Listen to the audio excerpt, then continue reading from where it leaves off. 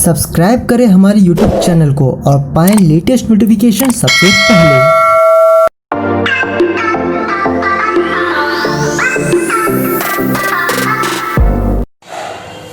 दोस्तों, आपको मालूम होगा कि काफ़ी साइबर क्राइम फ्रॉड्स आजकल चल रहे हैं। लॉकडाउन में भी काफ़ी इस तरीके के फ्रॉड्स मिलते हैं क्योंकि लोगों को डिजिटल अवेयरनेस थी नहीं। कैसे पेटीएम का यूज़ करना है, ऑनलाइन ट्रांजैक्शन कैसे करने हैं, सोशल मीडिया का इस्तेमाल कैसे करना है और किस तरीके से इस तरह के फ्रॉड होते हैं, इसके बारे में किसी को जानकारी नहीं थी। इसी अवेयरनेस को फैलाने के लिए मैंने साइबर क्राइम कंप्लेंट से ग्रुप बनाया जहाँ पे फेसबुक के माध्यम से लोग अपनी शिकायत रख सकें, क्योंकि सरकार और सरकार की जो भी गवर्नमेंट वेबसाइट है वो खास कोई काम कर नहीं पा रहे थे, इतने एक्टिव नहीं थे, इतने सक्रिय नहीं थे और लोगों को अपनी फ्रस्ट्रेशन या अपनी जो भी उनके साथ आप बीती हुई है कोई सुनाने का कोई माध्यम नहीं था। इसलिए वो ग्रुप बनाया गया और उस ग्रुप में काफ़ी सारे ऐसे केसेस सुनने को मिल रहे हैं जिनके साथ साइबर क्राइम फ्रॉड हुए। इसी कड़ी में मेरे मित्र भाई बंधु स्वदेशी के माध्यम से जो मिले हैं उनके परिचित उनके साथ जो है कुछ इस तरह का ठगी हुआ है और आज मैं अलीगढ़ में उसी जगह पे हूँ और जिनके साथ में हूँ उनके साथ कुछ ऐसा ही कुछ ऑनलाइन फ्रॉड हुआ है, क्योंकि उनको कुछ अवेयरनेस नहीं थी, उनको कुछ जानकारी नहीं थी कि कैसे ये सारा काम होता है और अबोध या जानकारी के अभाव की वजह से उनके साथ इस तरह की ठगी हुई। इसके बाद में पूरी चीज़ें जानेंगे, लेकिन उससे पहले मैं आपको एक बात बता दूं कि ऑनलाइन फ्रॉड को लेकर के जागरूकता के साथ साथ हमें ये भी जानकारी रखनी चाहिए कि कौन हमें फ़ोन कर रहा है, किस तरह की साइट पर हमें विजिट करना चाहिए, कहाँ ट्रांजैक्शन करनी चाहिए। और जब भी कोई ऐसी शंका हो तो आप भूल कर भी कोई OTP ना बताएं या भीम UPI पिन कोड अपना ना बताएं। तो चलते हैं उन्हीं से जानते हैं किस तरीके से फ्रॉड हुआ। सर, आप पहले अपना नाम बताइए।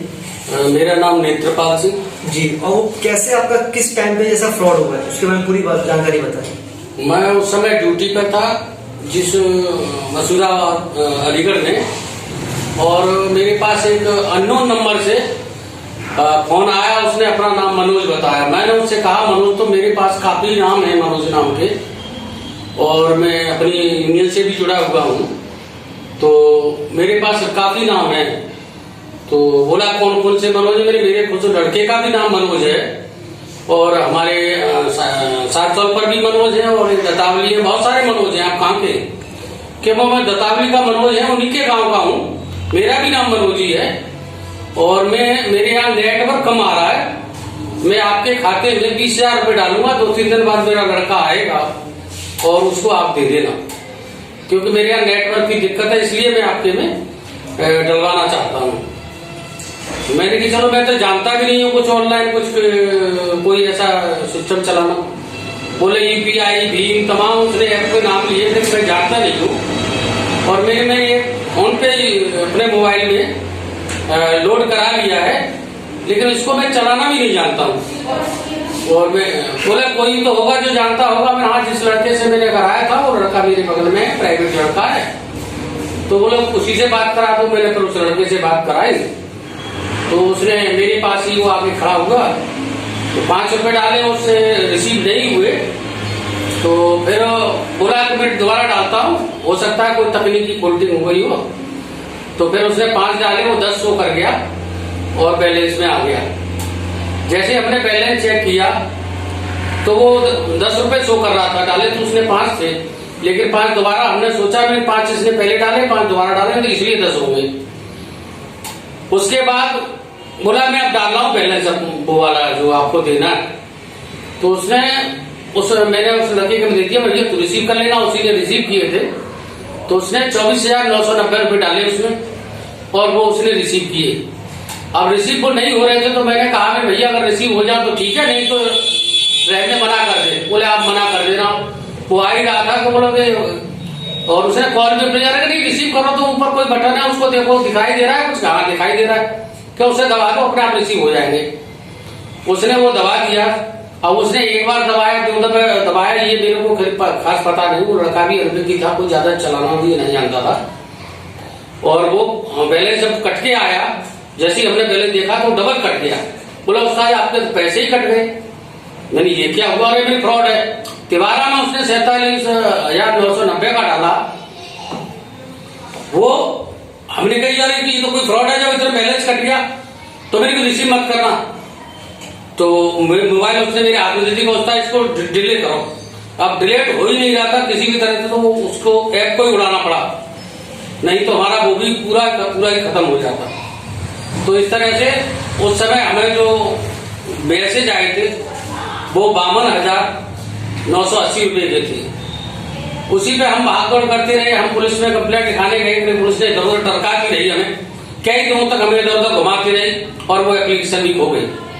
उसी समय हमारे एक परिचित ने मैं बताया, ऑनलाइन हमने कंप्लेंट की बैंक के लिए, बैंक वालों ने हमारे खाते सारे बंद कर दिए और हमारे एटीएम वगैरह भी ब्लॉक कर दिए। उन्होंने कहा कि एक FIR हमारे बैंक में जरूर दे देना। उस FIR के चक्कर में हमने चक्कर थाने के लगाए, लेकिन हमें इधर उधर घुमाते डोले, कभी इतने टाइम आना, इतने टाइम फिक्स आना, लेकिन ऐसा कुछ नहीं किया जैसे हम सहमत होते।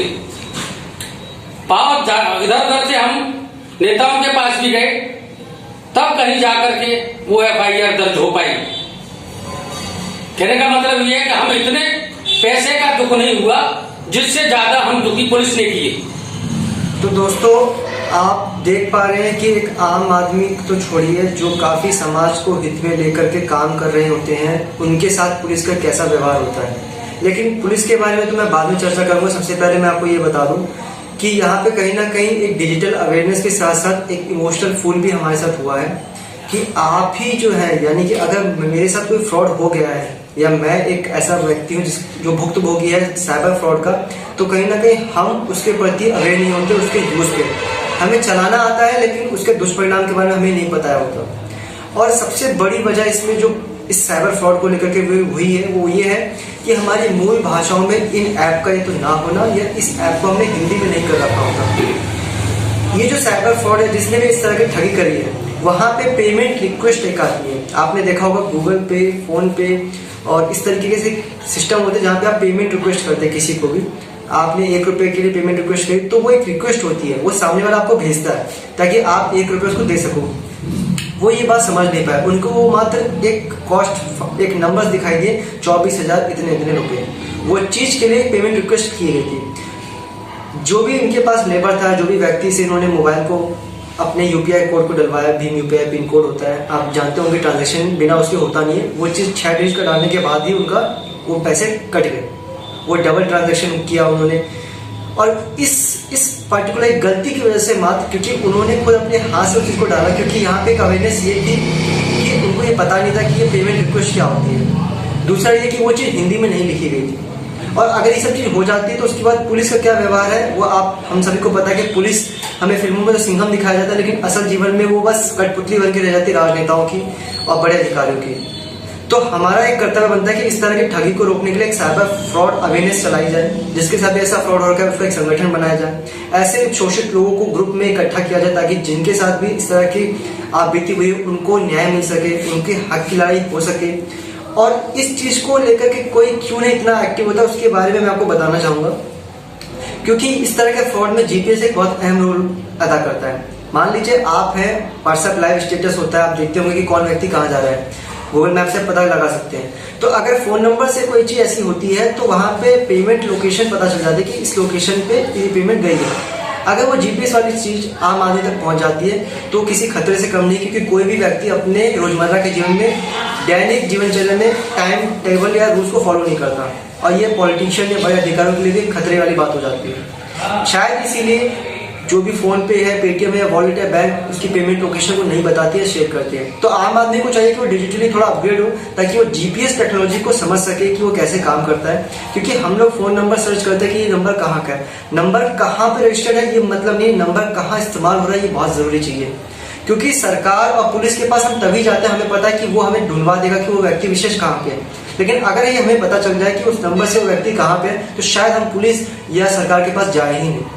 तो अपने पास भी ऐसे संगठन या ऐसी अवेयरनेस होनी चाहिए जिससे कि हम अपने लोगों की सहायता कर सके या साइबर अवेयरनेस को थोड़ा रोक सके।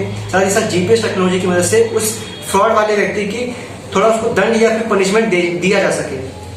और साइबर फ्रॉड कभी भी एक पक्ष से नहीं होता, उसका पक्ष ये भी होता है कि हमारी खुद की भी गलती होती है। तो इस बात को भी समझे कि आप इमोशनली या एक्साइटमेंट में कोई काम ना करें, ना ही शॉपिंग करें किसी ऐसी साइट से जिसके बारे में आपको जानकारी नहीं हो, ना ही थर्ड पार्टी पे विश्वास करें। अगर ऑनलाइन पेमेंट की बात है तो वीडियो कॉल प्रेफर करें। आप एक बार इसको सुनिश्चित कर लें कि वो वही मनोज या वही राकेश है या नहीं।